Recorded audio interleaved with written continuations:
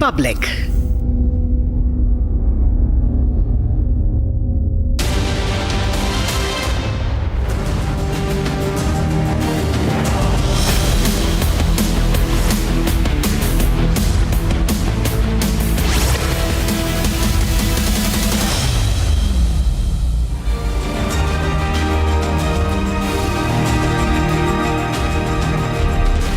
Thank you for joining us on This Is Exclusive. Ladies and gentlemen, it's been a long day. Started at 1 a.m. after we accessed the report on the Air India crash. The report is out, and on this show last night, we told you that the report would be out very soon. We brought you the details of how the report was being prepared. Little did we know that the report will be out in just about 5 hours after we broadcast the details last evening. So we're getting you more explosive details of this 15-page report. It's the first report of the Air India 171 crash in Ahmedabad. This report tells you what happened. It tells you what happened on board, but it doesn't tell you why it happened. What happened is known, why it happened is not known, but what we do have today are very critical clues to what downed the AI 171. Here are the headlines this evening.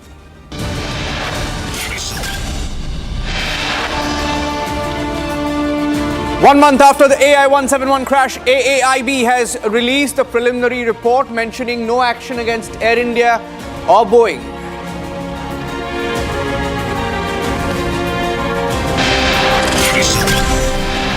Full focus on the critical fuel control switch, which report reveals went from run to cut off post takeoff. It's a mystery that nobody knows about why it happened.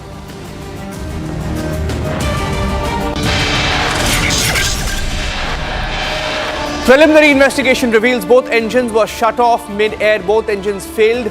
Pilot heard saying in the black box, "I didn't cut off." One asks the other, "Did you cut off? Why did you cut off?" The other says, "I didn't cut off." Question tonight, who cut off the fuel to the engines? Probe finds no technical fault. Weather was clear. Both pilots were experienced and fit to fly. Between them, 19 hours of experience. So what really brought that plane down?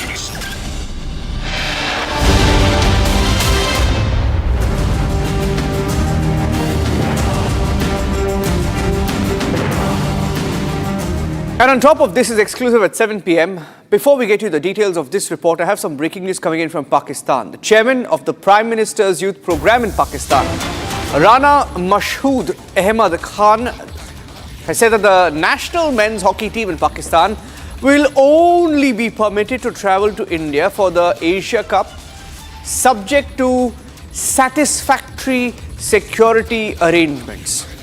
Pakistan Hockey Federation saying that they want security guarantees from India. Why the hell should India give Pakistan, a terror nation, security guarantees? Rakshita is joining me on this. The country that sent terrorists into India and has been doing that for many, many decades now. Recently sent terrorists to Pahalgam, killed 26 Indians. Now wants security guarantees. This is the first, Rakshita.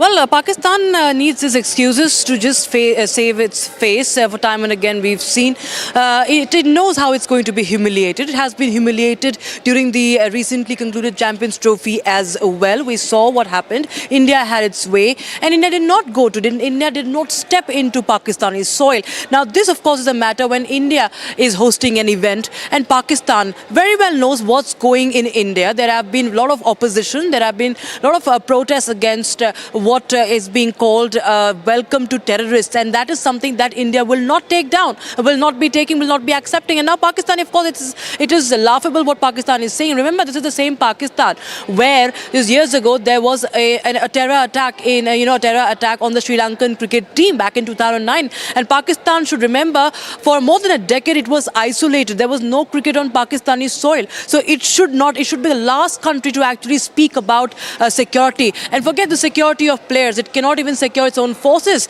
A case in point is Operation Balm that has just now been concluded. Balochistan army, the Balochi army have in fact killed more than 50 Pakistani soldiers and more, there are n number of their intelligence officials. At least 70 attacks in 4 days have been recorded in Pakistan. This has just concluded, and in total there are 84 attacks in Pakistan that have happened in Operation Balm. Pakistan is losing its own ground. Pakistan cannot secure its own people. We are seeing what's happening in Quetta and across several regions in Khyber Pakhtunkhwa. People are not safe in Pakistan. Their own citizens, the civilians, are not safe in Pakistan, and they are talking about their own team coming to India and being safe and secure. They very well know that India is not going to accept them. India does not want them, and India will not take their answers. So they are just trying to prep. They are just trying to send out these statements that we want this, we want that. Otherwise, we won't come. Well, Pakistan never had a choice. They had, in fact, made similar statements in the World Cup, the ODI World Cup that was held in the country.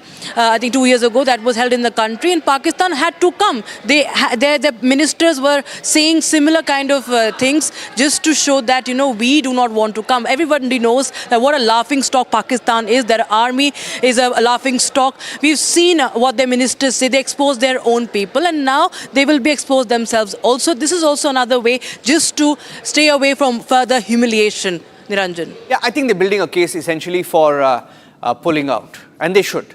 They shouldn't have been given that choice by India. Thank you for joining us, Rakshita, with that input. Pakistan hockey team asking for security guarantees to come to India, but no thank you. They're not welcome. Let's move on now. In a confidential note, and it's part of the investigation, we have been getting you details of the 15-page report. It appears that in a confidential note that was given by GE, outside of this report, we're also picking up, the report essentially talks about fuel control cutoff from a run position, and we've also accessed a 2020 GE confidential note which asked for upgrades. It spoke about a critical component replacement on the aircraft's fuel control systems, and the GE bulletin from 2020, it's a notice that was sent. It was marked as confidential, originally issued in 2020, updated in 2021, called for replacement of the MN4 microprocessor on the main channel boards of the electronic engine control units due to a risk of LOTC, which is a loss of thrust control, which is exactly what happened with the AI-171. So, GE, the engine makers, had recommended repair, which involved removing old chip, cleaning the solder pads, and installing a new processor with a strict limit of 3 replacements per board. But did all of that happen? Let's look at that report and what that report asked for, and why is this very critical. We've been getting you details of the report prepared by the AAIB, but here's a confidential GE notice that we have also accessed this evening. It warned the 787 Dreamliner specifically. It spoke about replacement of MN4 on main channel boards to address loss of thrust control. Now, this is another notice that we have accessed, exclusive on Republic, which raises questions on whether or not it was followed, taken seriously by airlines. Secondly, it said it is needed to prevent solder joint failure on the MN4 processor. It said it was required specifically to avoid an instance that we've seen in the case of the AI-171, where the switch goes from a run position to a cutoff position. Nobody knows how that happened. But this GE notice in 2020 asked for some changes to be made, some repairs. It said you need to reduce potential in-flight failure events, which is exactly why this notice was perhaps issued in 2020. They detected that the problem could happen in the future. They predicted a problem, and that's why they asked for some changes to be made. It asked for improved long-term reliability of fuel control switchboard, which is why the changes were sought by GE in that notice that came out in 2020. Now, why are we getting you these points? Because in this report, there is no reason why the fuel control, the switch, went from cut from run to cut off. So we don't know what really happened, but some answers are in this report itself, which also speaks about an advisory that was issued in 2018 by the FAA, to which the Air India said that it was just an advisory, it was not mandatory, and that's why perhaps it was not followed through. And when you look back at communication that was given by the engine makers, now in this particular case, what we know is that AI 171 had a double engine failure.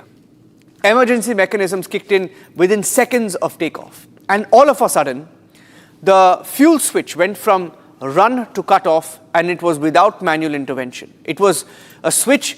Let me show you the switch, in fact, just to tell you what we are talking about this evening. In case you're watching the broadcast this evening here on Republic TV, this is why the plane crashed. If I can ask the producers to pull out that picture of the switch which went from run to cut off. That is the entire story today. We have Amit Singh, who's a former captain with an airline, joining us, an aviation expert joining us on this broadcast. It all comes down to this switch, and this is the switch that we've been talking about. The switch here says fuel control. On top, it's like a normal switch. Run on top, cut off at the bottom. It had to be in run throughout, but it was cut off seconds after takeoff. Why did that happen? Why did that happen? Amit Singh, we have the report with us, but what we're looking at are for answers. And the answers we don't have yet. Why it happened, we don't know. What happened, we know. But looking at the notice that was issued in 2020, revised in 2021, and then this FAA SAIB bulletin that was given in 2018 asked for and spoke of potential disengagement of the fuel control switch locking feature. Now, all those families of 260 people are looking for answers, sir. What do you think are the takeaways from this report? I'm going to Amit Singh. Amit Singh, if you're joining us on the broadcast, you've been going through the details since this morning. What do these warnings tell you? So this control switch basically controls the flow of fuel from the tanks to the engines. This is a guarded switch in the sense that there are detents to move from one position to another, that is from cutoff to run or backwards. You have to lift this spring-loaded switch, then move it to the position and leave it, and it goes down with the spring and stays there. So as to prevent an inadvertent movement by any means. So it has to be a deliberate, conscious move to lift and move it. The SIB says that there could be a situation wherein this lock, the lock is that pulling mechanism and then movement, that could get disengaged, which means with the knock of your hand, the switch can move from cutoff to run or from run to cutoff. So that safety feature is kind of disengaged as per the SIB. So that needs to be inspected by the engineering, which was not apparently done by Air India. That is a big takeaway from this report. While everybody is focusing on who did what, but this particular SIB, which features in the beginning of the report, is not being focused upon by many. So that is a possibility.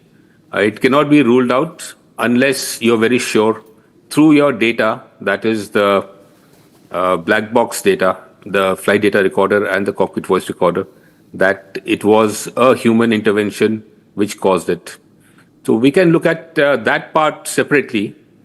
Now, having said this, if we look towards the airborne phase of the aircraft got airborne at 08:39. After 3 seconds at 42, it says the aircraft attained a speed of 180 knots, about 330 kilometers an hour. And soon after, the switches moved from run to cutoff, and within a gap of 1 second. So if somebody has to move it by lifting it, this is a very fast movement which has to happen, and it cannot go unnoticed. So it cannot be a subtle movement by somebody moving the switch in 1 second. It has to be a very fast, and it has to be noticeable. Now, after this, the report says the engine parameter starts dropping. Which engine, we don't know. Now, here comes the dichotomy in the report. So we assume that after the fuel switches are moved to cut off, the engine stops. But a para later, the report says that the ram air turbine, so this turbine basically deploys once both the engines are cut off or the electrical supply is shut down. So the ram air turbine was deployed during the initial climb immediately after takeoff. So takeoff was at 3.9. So immediately after takeoff, the ram air turbine was deployed, which means the engine failure happened before it. Yeah. At 3.9 or before. So when did the engine failure happen? Before 4.2 or after 4.2? So the same report kind of contradicts itself at 2 points. So we're not sure when did the engine failure happen or the loss of thrust. Mr. Singh, can I ask you another question? I mean, I'm asking our producers also to put the picture of the ram air turbine that he's referring to, which is the RAT deployment, right? If you can put the picture, it's a picture from the report where you can see the plane taking off. It's a CCTV grab of the plane. The moment it lifted off, if I can show you that picture, yeah, that's the picture. That's the picture on the screen. Now, that's what Amit Singh is saying, that what are the possibilities or chances of a cascading failure? I mean, the report talks of a RAT. This is the ram air turbine. It kicks in. You see at the bottom of the screen, there's a circle that even investigators have pointed at. It kicked in immediately after takeoff, a second after takeoff. It's still over the tarmac. So it's just lifted off 1, 2, and then the ram air turbine is already in an extended position, which means it has detected an emergency mechanism. And secondly, it also says that this fuel switch was cut off. And then it also says somewhere in the report that the air thrust, the thrust was in idle, indicating, complete, engine failure, lack of, fuel to the engines. Now, my question is, what are the chances, if you can quickly summarize, sir, what are the chances of such a cascading failure or a list of failures, a string of failures in just a few seconds? Is it possible? Has it ever been seen? It's highly remote. It's never been seen at such a critical juncture in flight, movement of the fuel control switches. For takeoff, the thrust levers are moved to detent the thrust. The auto throttle controls the thrust lever movement. After a particular speed, which is the decision speed, the captain moves his or her hand from the thrust lever to the control column and doesn't touch it. So there is no hand movement towards the central pedestal until the aircraft is safely airborne. So why would anybody put their hand and move? That would be a deliberate attempt. And then again, it has to be, it cannot go unnoticed. Yeah. So that is the point. And the engines failed before the fuel control switches were moved to the cutoff position. That the report itself says at 2 stages. Yeah. If you look at this picture, there is no timestamp. Correct. There should be a timestamp. But it says, it mentions, sir, I mean, in fact, it mentions at one point, it clearly mentions on the picture of the ram air turbine or RAT being activated, it clearly mentions, let me go to that picture, it says that it was deployed during the initial climb immediately after liftoff. And there is a screenshot, CCTV screenshot of RAT deployment. There is a screenshot as well. I have the picture. That is a picture not shared by us, but there is a picture that you see on your screen, that you see here. It's on your screen. It is a picture shared by the AAIB. Now, I want to go to Harsha just for a second. Harsha and Achal also joining us. Harsha, there are most experts, like even Amit Singh, saying there are so many contradictions, there are more questions than answers in this report. Of course, this report was not to give all answers, but to just give a preliminary indication of what happened. Okay, we know what happened, or actually do we know what happened, because there are so many contradictions in this report, and they're also giving sort of a, I don't know whether to call it a clean sheet, but they are saying that there is no recommendation at this stage to 787 Dreamliner, but they also make a mention of FAA asking for airlines to make some changes to ensure exactly the cutoff doesn't happen, right? So what are people you're speaking to saying about the larger forces at play here? Right? We know Boeing's reputation is at stake. GE engine makers, they gave notices. I don't know how many airlines took that seriously, acted on it. And finally, Air India. Nobody has been blamed. Nobody's been given a clean sheet. What's the inside story? So, Niranjan, how so far we have spoken to the experts, we have spoken to our sources in the DGCA, AAIB, and the sources who are part of the investigation. They still say that this is not the final report. So, it is yes recommended here that there no action is recommended on Boeing, GE, and the operator. But yes, the larger picture is still awaited. So, we can say it because Boeing is answerable, GE is answerable. It is a system fitted by them, and after we see the SAIB report of 2018 also, the processor in the fuel switch had to be replaced with a new one, and the new one, whether it was installed or not, we don't know about it. But Niranjan, here in your bulletin, I would like to tell all our viewers that days before this AIB report has released today early in the morning at 2 o'clock, and from 7 July onwards, Air India has started changing the fuel switch control relay in its all Boeing fleet. What does it indicate? One second. Fuel Republic Wait a second. When did you get this information? So, Niranjan, we have got this information just 5 minutes back. One second. We have got That's to know- breaking news. 1 minute. You're telling me that Air India is changing the fuel switch control units in all Boeing planes now? Since it's July from 7 7th. July. From 7 July. They've started from 7 July. That's the breaking news? The notification which Air India floated for all its Boeing fleet from 7 July onwards. They have floated the notification to the engineering department, and now most of the pilots who are flying Boeing fleet, they have been told that there's going to be change of the control relay and some wiring location.